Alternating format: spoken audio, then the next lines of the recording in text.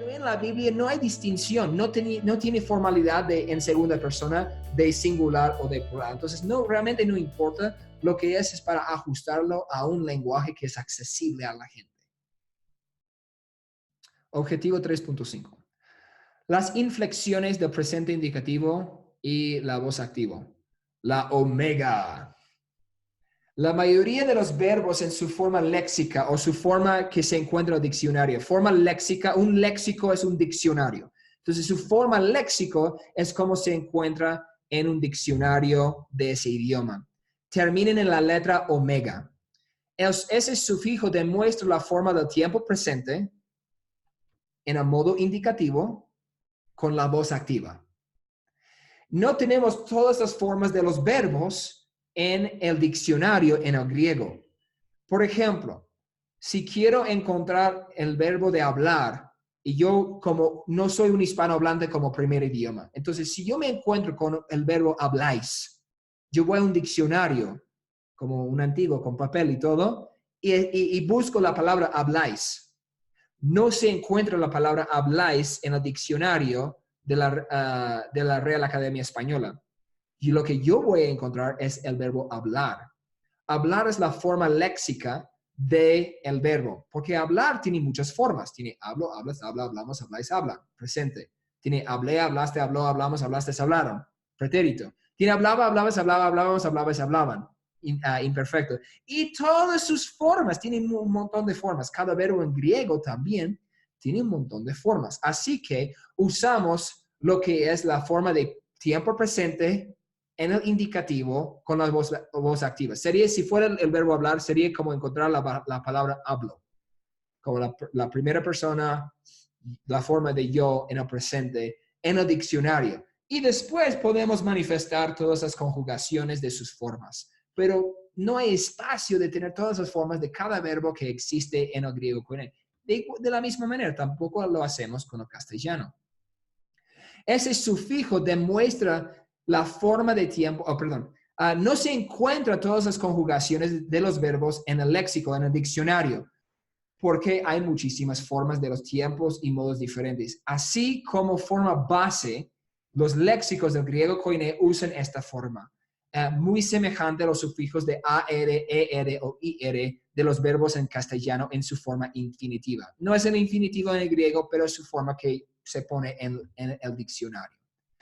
Por ejemplo, esto es una palabra yo suelto o yo libero. La palabra luo, díganlo conmigo, luo.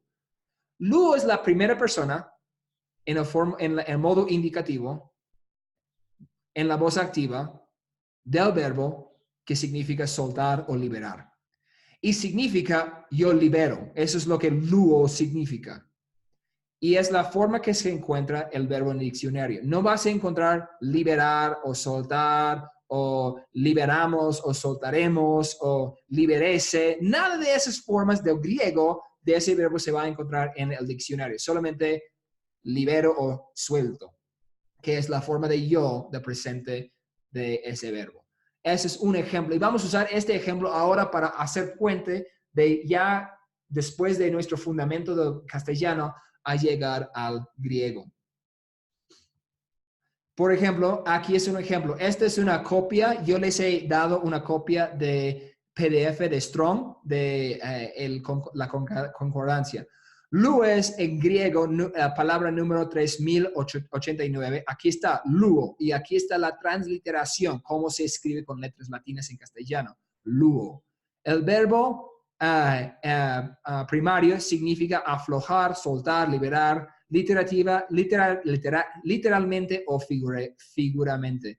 Libre, abrir, soltar de las cadenas, derribar, desatar, deshacer, destruir, quebrantar, quitar, soltar. Y esto da una conexión de otra forma del verbo que se puede usar tal vez y ese es su número. Y esto es de Strong, número griego, 3089, página 127. Pero he sacado una foto de esa parte del diccionario para darles, y esto es lo que se llama también el concepto de rango semántico. Rango semántico no tenemos todavía en esa lección, pero quiero, si ustedes quieren escribirlo en sus apuntes. Rango es como el rango del espacio y semántico significa significados.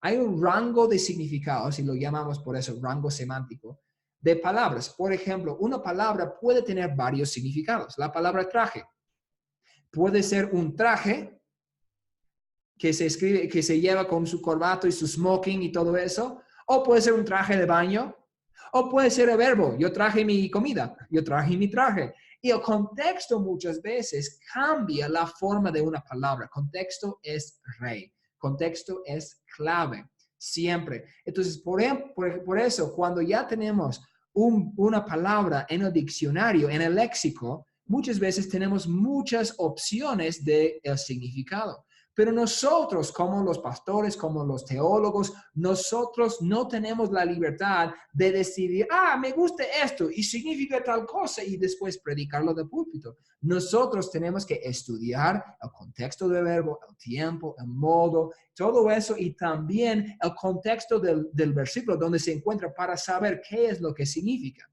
Cuando enseño el concepto de rango semántico, me gusta usar un término de inglés que ahora se usa mucho en castellano. La palabra gay. En castellano, en el siglo XXI, muchas personas piensan en el concepto de homosexualidad. Pero la palabra gay en inglés originalmente no significa eso, significa felicidad, significa gozo. Y de hecho, la canción de la caricatura Picapiedras, los Picapiedras de los años 60, en la canción en inglés dice, we'll have a gay old time. Vamos a tener un tiempo gay, pero no un tiempo de homosexualidad, es un tiempo de felicidad. Nos vamos a divertir juntos. Eso es lo que significa, porque es un uso antiguo. O en los villancicos de Navidad en inglés del siglo XIX, muchas veces se encuentra esa palabra, pero esa palabra no significa homosexual, significa felicidad. Estamos felices por este tiempo de celebrar el nacimiento de nuestro Salvador. Entonces, aún en nuestros propios idiomas, traje, gay, lo que significa, lo que sea, significa que tenemos que tener cuidado de saber el contexto de la escritura o el contexto en que se encuentra la palabra, porque tal vez la palabra puede tener varios significados. Aflojar y quebrantar o destruir o deshacer son cosas muy diferentes. Así que tenemos que entender, ok, veo la palabra luo, pero ¿qué significa en este contexto? Porque el contexto puede diferenciar mucho el significado del uso de la palabra. Aquí son comparaciones de las inflexiones de los sufijos de luo y su equivalente en el castellano, la palabra liberar o soltar o lo que sea. Aquí estamos con la caja de verbos, de nuevo. Aquí tenemos la persona, forma singular, forma plural. La primera persona tenemos luo, que significa libero. Entonces, tener la omega al final es muy semejante a tener la o al final también, que es muy conveniente para nosotros. En el plural, luomen. Luomen es lo que significa y es liberamos. Entonces, cuando vemos luomen es nosotros liberamos o nosotros soltamos. Yo solo estoy usando una forma de los significados para darnos un ejemplo. En segunda persona tenemos luéis. Díganlo conmigo, luéis. Así. Luéis. Epsilon, iota, sigma. Eis. Y significa liberas. Es como la forma de tú en el indicativo. Luéis. Tú liberas. Luete es como ustedes o vosotros liberan o liberáis. Luete. Y esta terminación, esa inflexión es lo que significa esta inflexión en el castellano. Es el equivalente. La tercera, y hay que memorizar estas cosas también, hermanos. Hay que memorizar o, eis, omen, ete, lue. Entonces también quitamos la omega al final, tenemos lu y tenemos luo, lues, lue, es como libera. Como liber, tenemos esa parte. Y en tercera persona plural, tenemos luosi o luosin. A veces, y aquí en nuestro libro, también en lección, en objetivo 3.5, nos explica, a veces la nu, no es la B, no es la B chica, es la nu, el sonido N, lo que es el equivalente a la N para nosotros. Luosin a veces tiene la nu en griego aquí, a veces no. Y eso es a veces porque es un tiempo cuando había cambiado un poco el idioma y tenemos gente que está escribiendo su idioma que no es su primer idioma Y a veces solo vemos, por ejemplo, osi o sin. A veces, porque ya estaba perdiéndose la nu al final del tercera persona plural en ese tiempo en el griego koiné. Entonces, a veces está, a veces no está. Por eso lo he puesto la nu chica, la nu minúscula o cursiva entre paréntesis. El tema de la pronunciación, si puedes repetirlo de cada uno de los de las personas, luo y luego luomen, luego las terminaciones. Sí, andemos juntos por las terminaciones. Voy a apagar su micrófono. Buena pregunta. Vamos a pasar por la pronunciación de cada uno. Voy a hacer singular, primera persona, singular, plural, después así, singular, plural. Y vamos a pasar para ayudarnos con pronunciación. Sin embargo, no quiero que ustedes estén preocupados de la pronunciación perfecta. Lo más importante es entenderlo, pero nos ayuda cuando enseñamos también de poder pronunciar las palabras. Ok, díganlo conmigo, aunque no les escucho, díganlo conmigo. Luo, luomen, lues, luete, lue, luosin.